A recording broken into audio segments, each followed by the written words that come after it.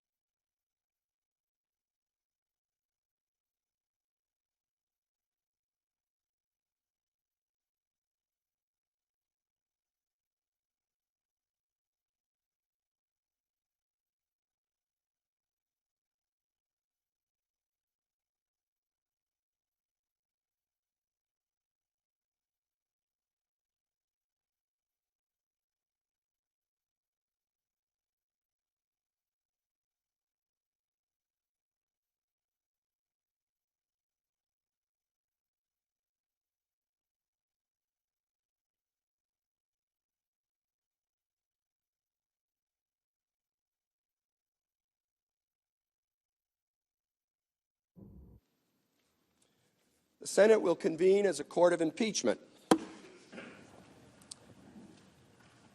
If there is no objection, the journal of proceedings of the trial are approved to date. The Deputy Sergeant at Arms will make the proclamation. Hear ye, hear ye.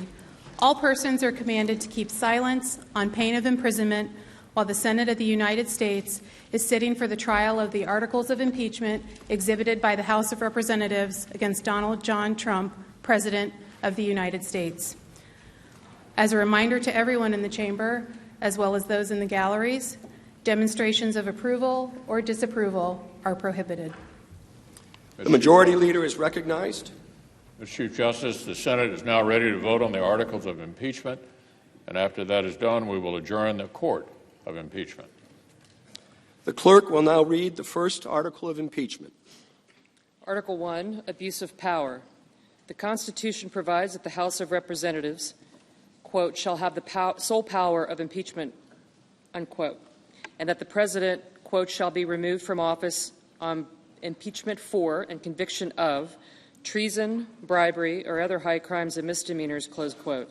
In his conduct of the office of President of the United States, and in violation of his constitutional oath faithfully to execute the office of President of the United States, and, to the best of his ability, preserve, protect, and defend the Constitution of the United States, and in violation of his constitutional duty to take care that the laws be faithfully executed, Donald J. Trump has abused the powers of the presidency in that, using the powers of his office, President Trump solicited the interference of a foreign government, Ukraine, in the 2020 United States presidential election.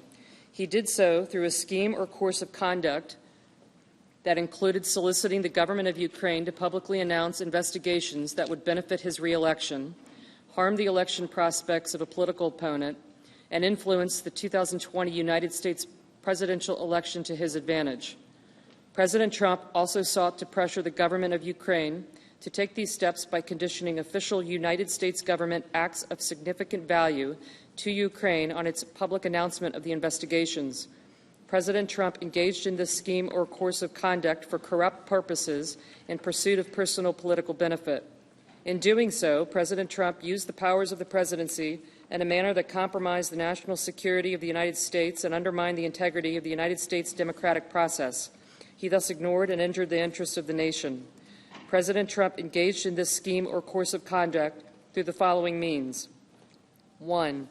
President Trump, acting both directly and through his agents within and outside the United States government, corruptly solicited the government of Ukraine to publicly announce investigations into A, political opponent, former Vice President Joseph R. Biden Jr., and B, a discredited theory promoted by Russia alleging that Ukraine, rather than Russia, interfered in the 2016 United States presidential election.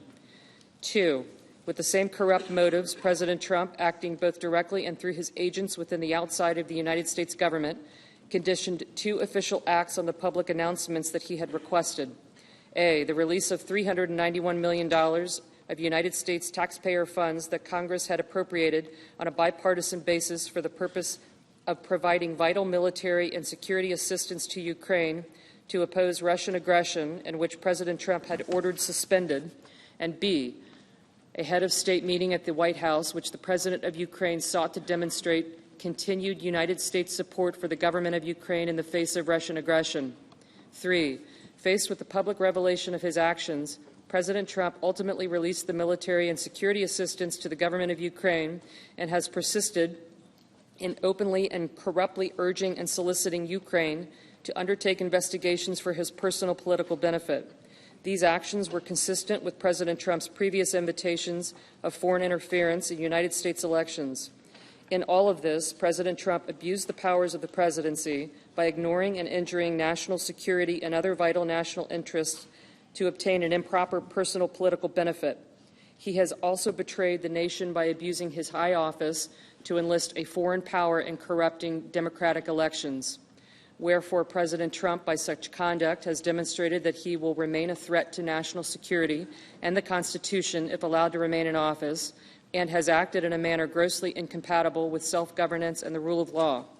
President Trump thus warrants impeachment and trial removal from office, and disqualification to hold and enjoy any office of honor, trust, or profit under the United States. Each senator, when his or her name is called, will stand in his or her place and vote guilty or not guilty as required by Rule 23 of the Senate Rules on Impeachment. Article 1, Section 3, Clause 6 of the Constitution, regarding the vote required for conviction on impeachment, provides that no person shall be convicted without the concurrence of 2/3 of the members present. The question is on the first article of impeachment. Senators, how say you? Is the respondent, Donald John Trump, guilty or not guilty? A roll call vote is required. The clerk will call the roll. Mr. Alexander. Not guilty. Mr. Alexander, not guilty. Ms. Baldwin. Guilty. Ms. Baldwin, guilty. Mr. Barrasso. Not guilty. Mr. Barrasso, not guilty. Mr. Bennett. Guilty. Mr. Bennett, guilty. Mrs. Blackburn. Not guilty. Mrs. Blackburn, not guilty. Mr. Blumenthal. Guilty. Mr. Blumenthal, guilty. Mr. Blunt. Not guilty. Mr. Blunt, not guilty. Mr. Booker. Guilty. Mr. Booker, guilty. Mr. Bozeman.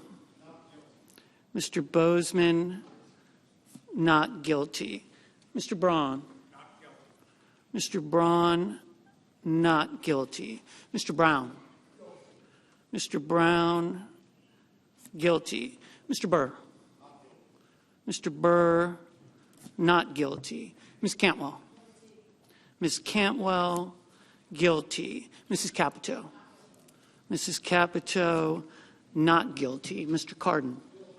Mr. Cardin, guilty. Mr. Carper. Mr. Carper, guilty. Mr. Casey. Mr. Casey, guilty.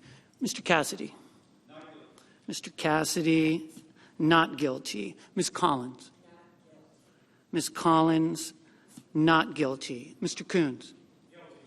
Mr. Coons, guilty. Mr. Cornyn.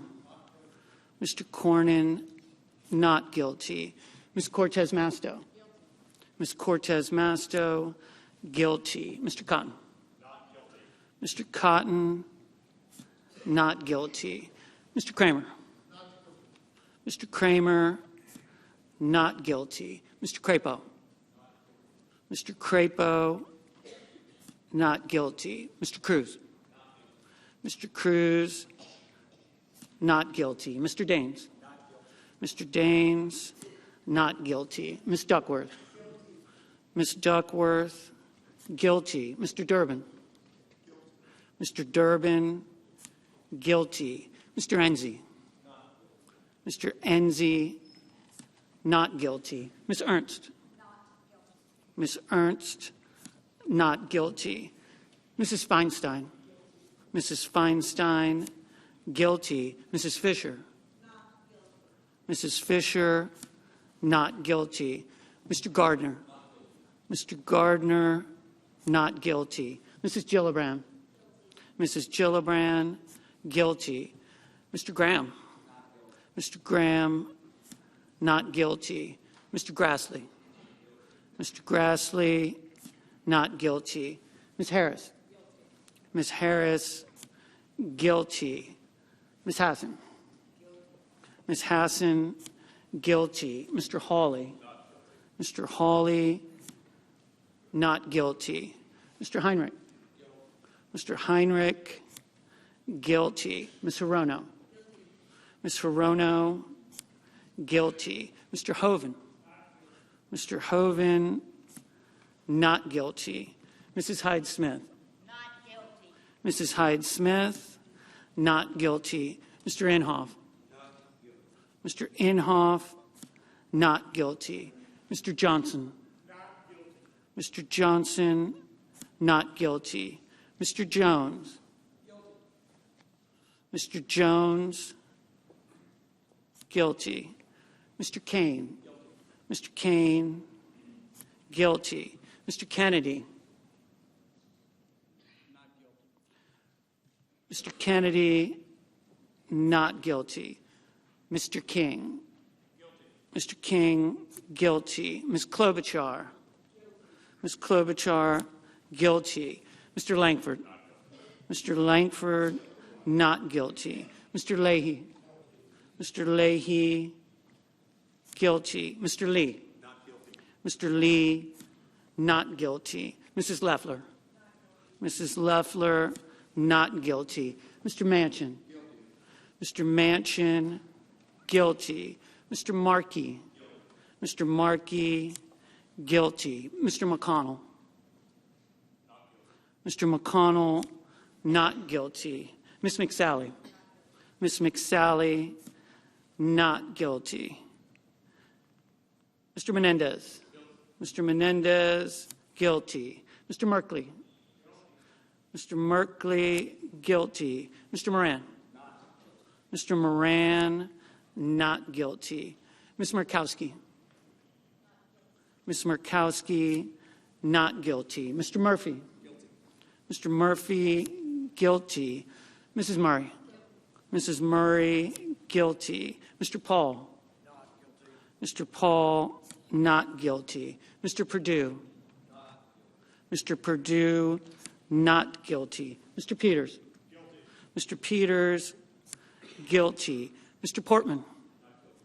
Mr. Portman, not guilty. Mr. Reed. Mr. Reed, guilty. Mr. Risch. Mr. Risch, not guilty. Mr. Roberts. Mr. Roberts, not guilty. Mr. Romney. Mr. Romney, guilty. Ms. Rosen. Ms. Rosen, guilty. Mr. Rounds. Mr. Rounds, not guilty. Mr. Rubio. Mr. Rubio, not guilty. Mr. Sanders. Mr. Sanders, guilty. Mr. Sass. Mr. Sass, not guilty. Mr. Schatz. Mr. Schatz, guilty. Mr. Schumer. Mr. Schumer, guilty. Mr. Scott of Florida. Mr. Scott of Florida, not guilty. Mr. Scott of South Carolina. Mr. Scott of South Carolina, not guilty. Mrs. Shaheen. Mrs. Shaheen, guilty. Mr. Shelby. Mr. Shelby, not guilty. Ms. Sinema. Ms. Sinema, guilty. Ms. Smith. Ms. Smith, guilty. Ms. Stabenow. Ms. Stabenow, guilty. Mr. Sullivan. Mr. Sullivan, not guilty. Mr. Tester.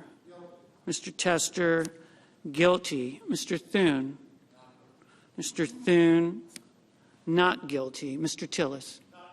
Mr. Tillis, not guilty. Mr. Toomey.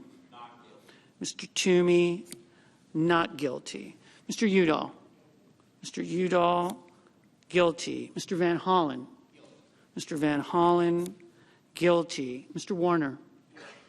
Mr. Warner, guilty. Ms. Warren. Ms. Warren, guilty. Mr. Whitehouse. Mr. Whitehouse, guilty. Mr. Wicker. Mr. Wicker, not guilty. Mr. Wyden. Mr. Wyden, guilty. Mr. Young. Mr. Young, not guilty.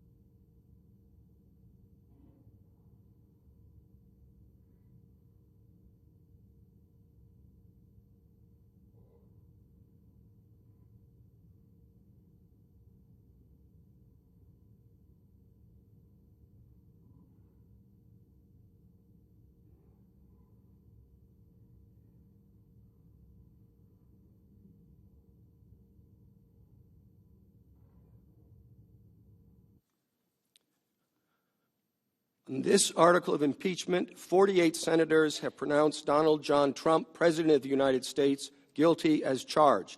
52 senators have pronounced him not guilty as charged. 2/3 of the senators present not having pronounced him guilty, the Senate adjudges that the respondent, Donald John Trump, President of the United States, is not guilty as charged in the first article of impeachment. The clerk will read the second article of impeachment.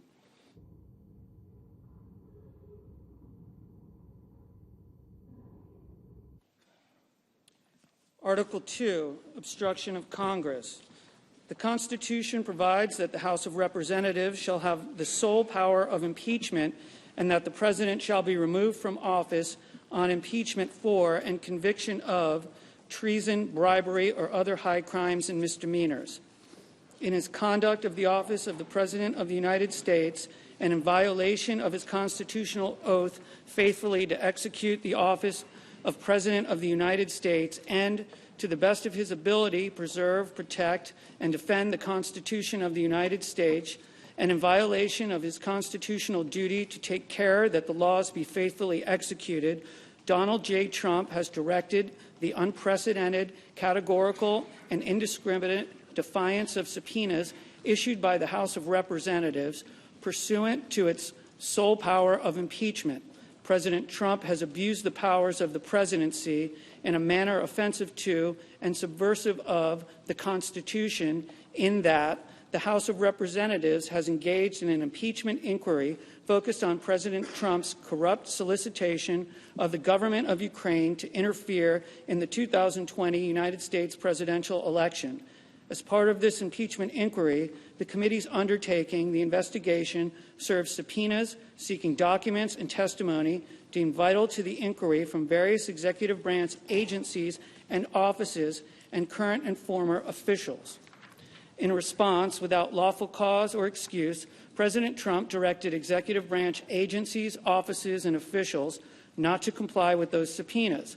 President Trump thus interposed the powers of the presidency against the lawful subpoenas of the House of Representatives and assumed to himself functions and judgments necessary to the exercise of the sole power of impeachment vested by the Constitution in the House of Representatives. President Trump abused the powers of his high office through the following means. 1. Directing the White House to defy a lawful subpoena by withholding the production of documents sought therein by the committees. 2. Directing other executive branch agencies and offices to defy lawful subpoenas and withhold the production of documents and records from the committees, in response to which the Department of State, Office of Management and Budget, Department of Energy, and Department of Defense refused to produce a single document or record. 3. Directing current and former executive branch officials not to cooperate with the committees, in response to which 9 administration officials defied subpoenas for testimony, namely John Michael Mick Mulvaney, Robert B. Blair, John A. Eisenberg, Michael Ellis, Kristen Wells Griffith, Russell T. Vaught, Michael Duffy, Brian McCormick, and T. Ulrich Breckbull.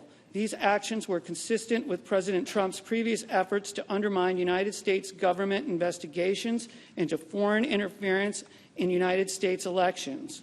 Through these actions, President Trump sought to arrogate to himself the right to determine the propriety, scope, and nature of an impeachment inquiry into his own conduct, as well as the unilateral prerogative to deny any and all information to the House of Representatives in the exercise of its sole power of impeachment. In the history of the Republic, no president has ever ordered the complete defiance of an impeachment inquiry or sought to obstruct and impede so comprehensively the ability of the House of Representatives to investigate high crimes and misdemeanors. This abuse of office served to cover up the president's own repeated misconduct and to seize and control the power of impeachment, and thus to nullify a vital constitutional safeguard vested solely in the House of Representatives. In all of this, President Trump has acted in a manner contrary to his trust as president and subversive of the constitutional government, to the great prejudice of the cause of law and justice, and to the manifest injury of the people of the United States. Wherefore, President Trump, by such conduct, has demonstrated that he will remain a threat to the Constitution if allowed to remain in office, and has acted in a manner grossly incompatible with self-governance and the rule of law. President Trump thus warrants impeachment and trial, removal from office, and disqualification to hold and enjoy any office of honor, trust, or profit under the United States. The question is on the second article of impeachment. Senators, how say you? Is the respondent, Donald John Trump, guilty or not guilty? The clerk will call the roll. Mr. Alexander. Not guilty. Not guilty. Ms. Baldwin. Guilty. Mr. Barrasso. Not guilty. Mr. Bennett. Guilty. Mrs. Blackburn. Not guilty. Mr. Blumenthal. Guilty. Mr. Blunt. Not guilty. Mr. Booker. Guilty. Mr. Bozeman. Not guilty. Mr. Braun. Not guilty. Mr. Brown. Guilty. Mr. Burr. Not guilty. Ms. Cantwell. Guilty. Mrs. Capito. Not guilty. Mr. Cardin. Guilty. Mr. Carper. Guilty. Mr. Casey. Guilty. Mr. Cassidy. Not guilty. Ms. Collins. Not guilty. Mr. Coons. Guilty. Mr. Cornyn. Not guilty. Ms. Cortez Masto. Guilty. Mr. Cotton. Not guilty. Mr. Kramer. Not guilty. Mr. Crapo. Not guilty. Mr. Cruz. Not guilty. Mr. Daines. Not guilty. Ms. Duckworth. Guilty. Mr. Durbin. Guilty. Mr. Enzi. Not guilty. Ms. Ernst. Not guilty. Mrs. Feinstein. Guilty. Mrs. Fisher. Not guilty. Mr. Gardner. Not guilty. Mrs. Gillibrand. Guilty. Mr. Graham. Not guilty. Mr. Grassley. Not guilty. Ms. Harris. Guilty. Ms. Hassan. Guilty. Mr. Hawley. Not guilty.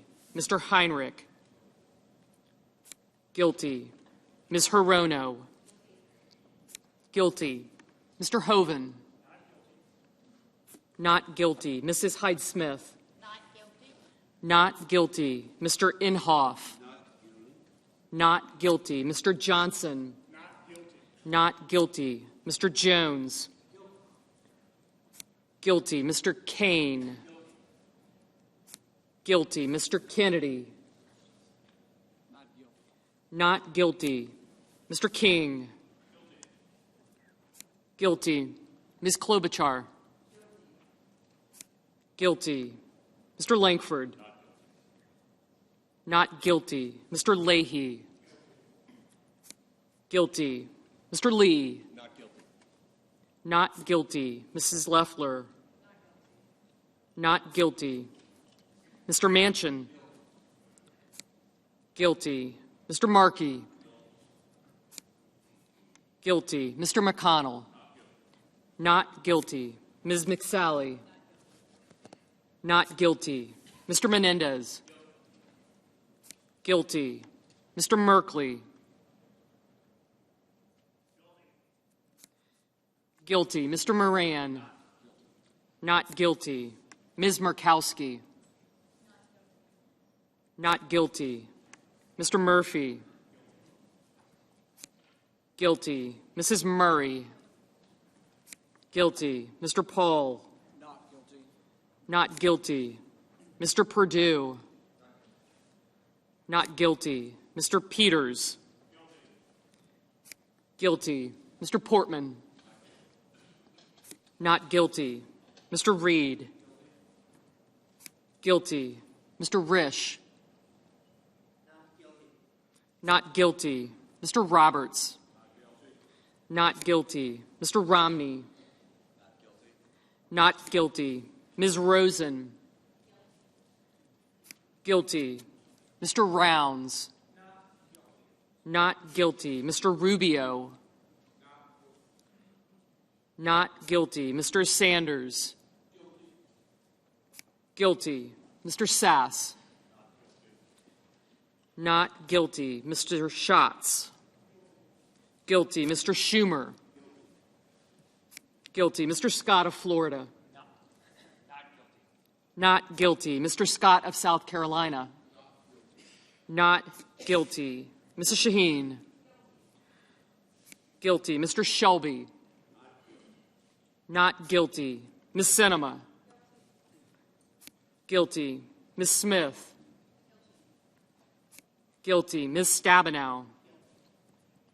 Guilty. Mr. Sullivan. Not guilty. Mr. Tester. Guilty. Mr. Thune. Not guilty. Mr. Tillis. Not guilty. Mr. Toomey. Not guilty. Mr. Udall. Guilty. Mr. Van Hollen. Guilty. Mr. Warner. Guilty. Ms. Warren. Guilty. Mr. Whitehouse. Guilty. Mr. Wicker. Not guilty. Mr. Wyden. Guilty. Mr. Young. Not guilty.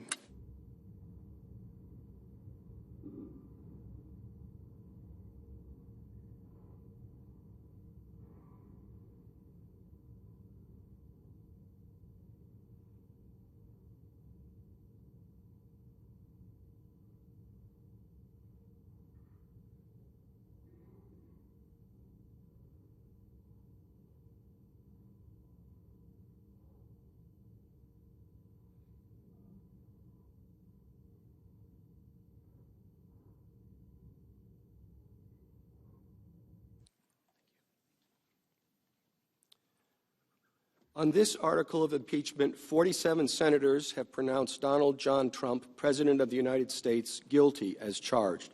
53 senators have pronounced him not guilty as charged. 2/3 of the senators present not having pronounced him guilty, the Senate adjudges that respondent Donald John Trump, President of the United States, is not guilty as charged in the second article of impeachment. The presiding officer directs judgment to be entered in accordance with the judgment of the Senate as follows. The Senate, having tried Donald John Trump, President of the United States, upon 2 articles of impeachment exhibited against him by the House of Representatives, and 2/3 of the senators present not having found him guilty of the charges contained therein, it is therefore ordered and adjudged that the said Donald John Trump be, and he is hereby, acquitted of the charges in said articles. Mr. Chief Justice, The Majority Leader is recognized. I send an order to the desk. The clerk will report.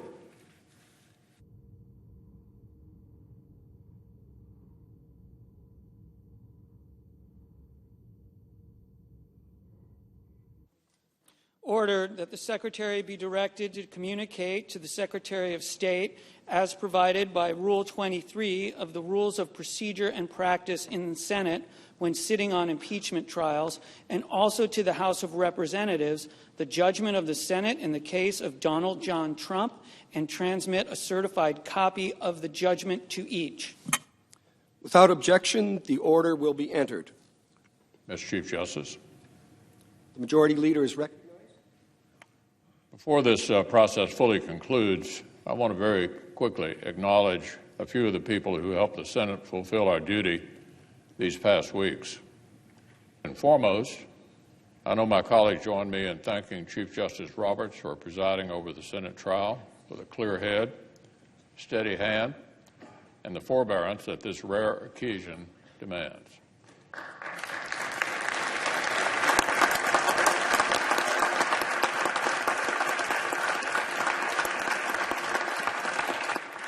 We know full well that his presence as our presiding officer came in addition to, not instead of, his day job across the street.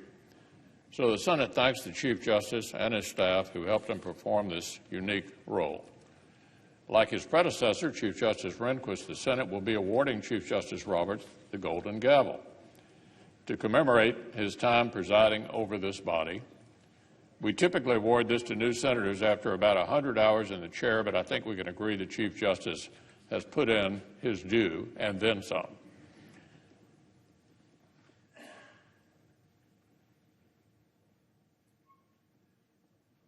The page is delivering the gavel.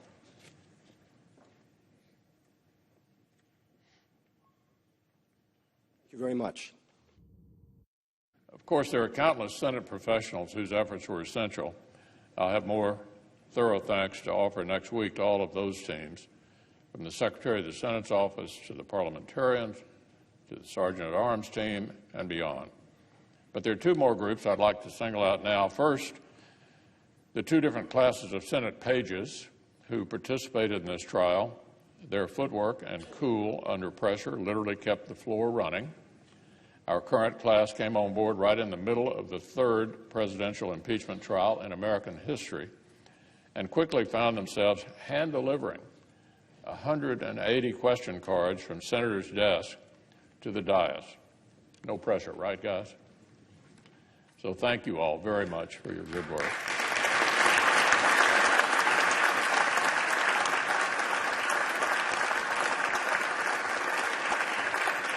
And second, to fine men and women of the Capitol Police, we know that the safety of our democracy literally rests in their hands every single day.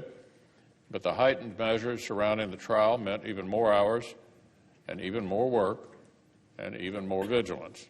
Thank you all very much for your service to this body and to the country.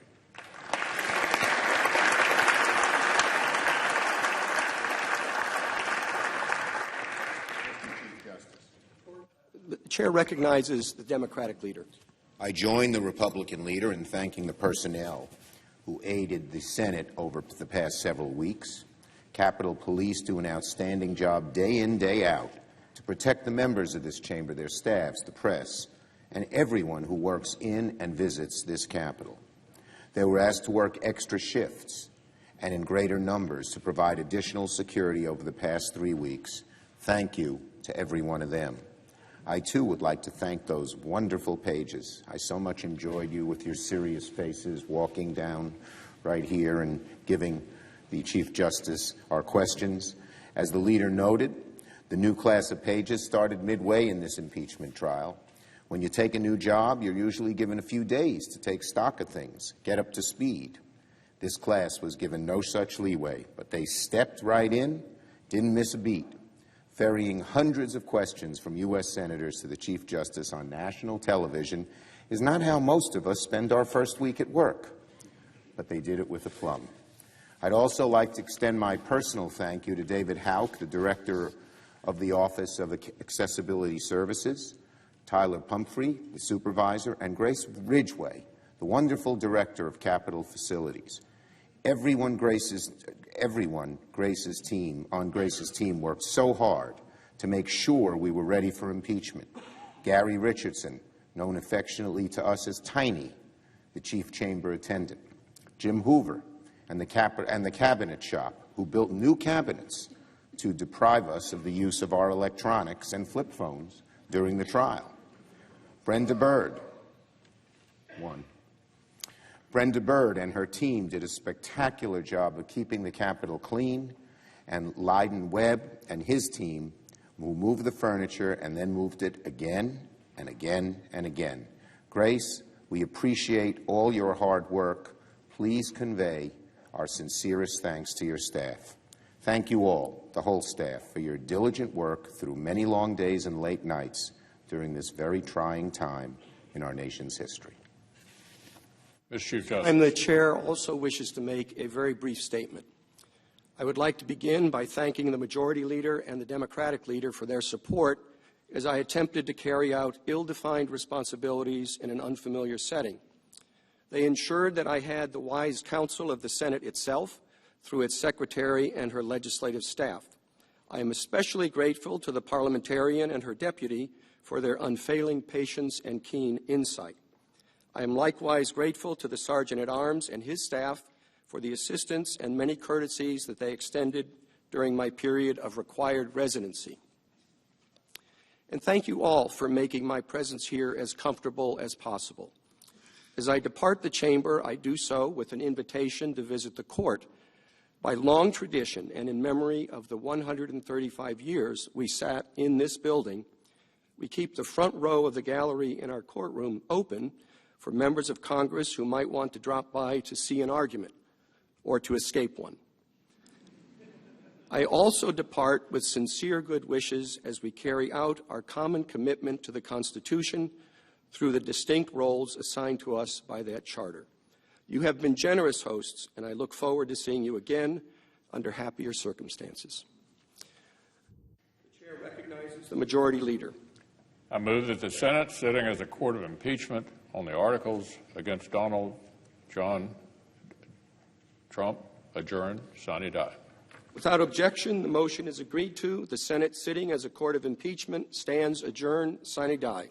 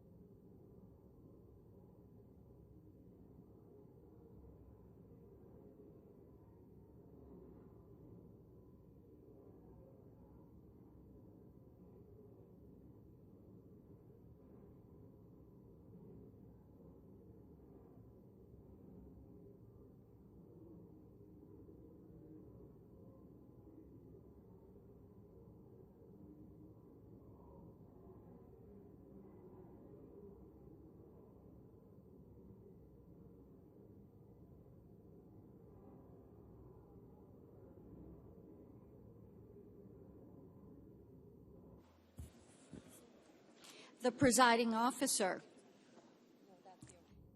The Deputy Sergeant-at-Arms will escort the House managers out of the Senate chamber.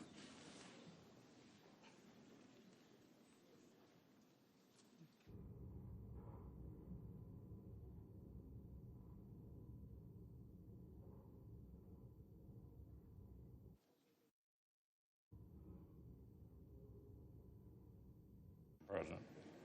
The Majority Leader. I suggest the absence of quorum. Clerk will call the roll. Mr. Alexander.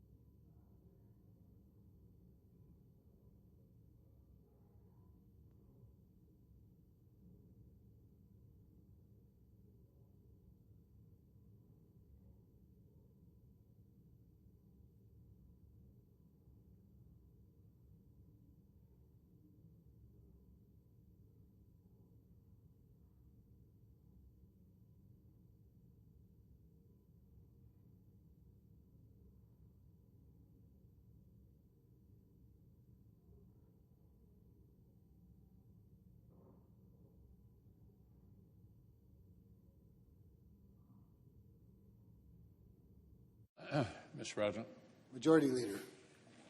I ask consent that further proceedings on the quorum call be dispensed with. Without objection. I move to proceed to executive session for the consideration of calendar 562. The question is on the motion.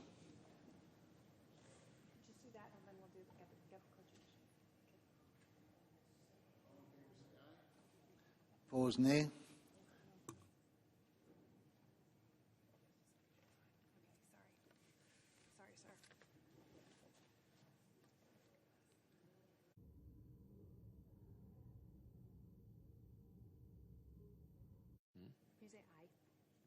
Aye.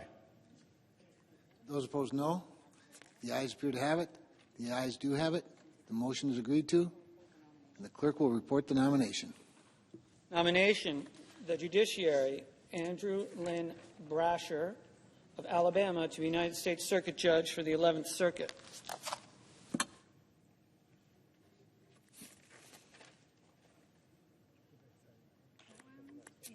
That was good. Okay. So you did that one, and you're here. I send a cloture motion to the desk. The clerk will report the cloture motion. Cloture motion. We, the undersigned senators, in accordance with the provisions of Rule 22 of the Standing Rules of the Senate, do hereby move to bring to a close debate on the nomination of Andrew Lynn Brasher of Alabama to be United States Circuit Judge for the 11th Circuit, signed by 17 senators, as follows. Under consent, the reading of the nays be waived. Without objection. I move to proceed to legislative session. The question is on the motion. All in favor say aye. Aye. Opposed, no. The ayes appear to have it. The ayes do have it. And the motion is agreed to. I move to proceed to executive session for consideration on calendar 563. The question is on the motion. All in favor say aye. Aye. Opposed, no. The ayes appear to have it. The ayes do have it. The motion is agreed to.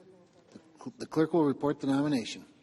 Nomination, the judiciary, Joshua M. Kindred of Alaska to be United States District Judge for the District of Alaska. I send a cloture motion to the desk. The clerk will report the cloture motion. Cloture motion. We, the undersigned senators, in accordance with the provisions of Rule 22 of the Standing Rules of the Senate, do hereby move to bring to a close debate on the nomination of Joshua M. Kindred of Alaska to be United States District Judge for the District of Alaska, signed by 17 senators, as follows. I ask unanimous consent the reading of the nays be waived. Without objection. I move to proceed to legislative session. The question is on the motion. All in favor say aye. Aye. Opposed, no. The ayes appear to have it. The ayes do have it.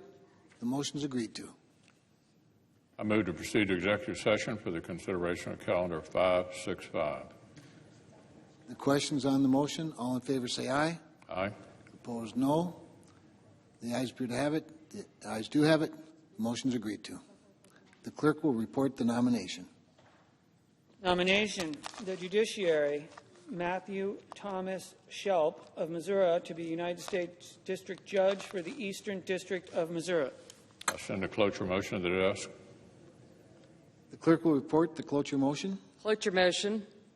We, the undersigned senators, in accordance with the provisions of Rule 22 of the Standing Rules of the Senate, do hereby move to bring to a close debate on the nomination of Matthew Thomas Shelp of Missouri to be United States District Judge for the Eastern District of Missouri, signed by 17 senators, as follows. I ask unanimous consent the reading of the nays be waived.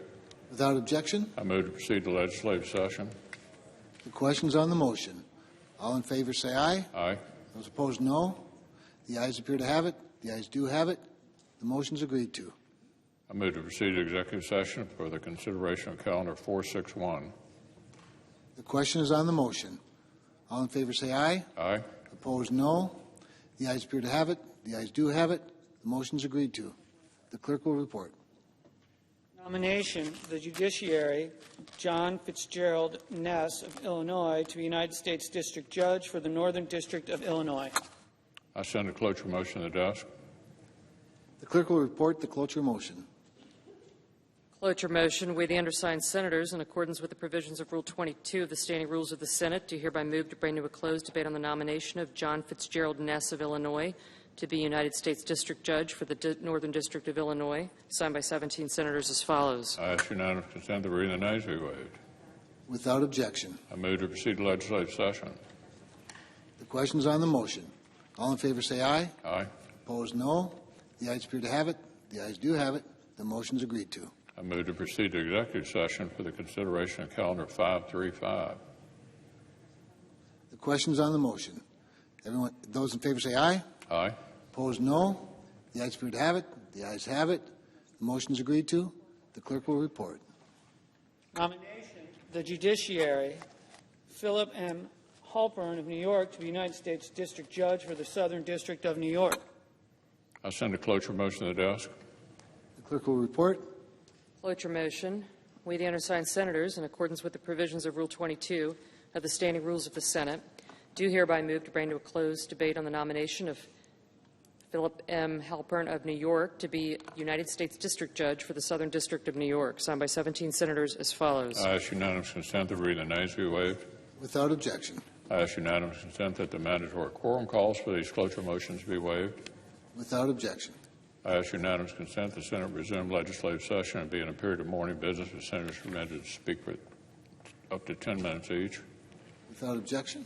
I ask unanimous consent the Senate proceed to consideration of SRS 493 submitted earlier today. The clerk will report. Senate Resolution 493 to authorize testimony, documents, and representation in United States v. Stahl-Necker. Is there objection to proceeding to the measure? Without objection, the Senate will proceed. I ask unanimous consent the resolution be agreed to, the preamble be agreed to, and the motion to reconsider be considered made and laid upon the table with no intervening action or debate. Without objection. Mr. President, I have 5 requests for committees to meet during today's session of the Senate. They have the approval of the majority and minority leaders. Duly noted. Finally, Mr. President, I ask unanimous consent that when the Senate completes its business today, it adjourn until 11:30 a.m. Thursday, February 6th, for a pro forma session only, with no business being conducted. Further, when the Senate adjourns on Thursday, February 6th, it convene at 3 p.m. on Monday, February 10th. Further, following the prayer and pledge, the morning hour be deemed expired, the journal of proceedings be approved to date, time for the 2 leaders be reserved for their use later in the day, and morning business be closed. Further, following leader remarks, the Senate proceed to executive session and resume consideration of the Brasher nomination. Finally, notwithstanding the provisions of Rule 22, the cloture motions filed during today's session ripen at 5:30 p.m. on Monday. Without objection. So if there's no further business to come before the Senate, I ask to stand adjourned under the previous order. The Senate stands adjourned until 11:30 a.m. tomorrow.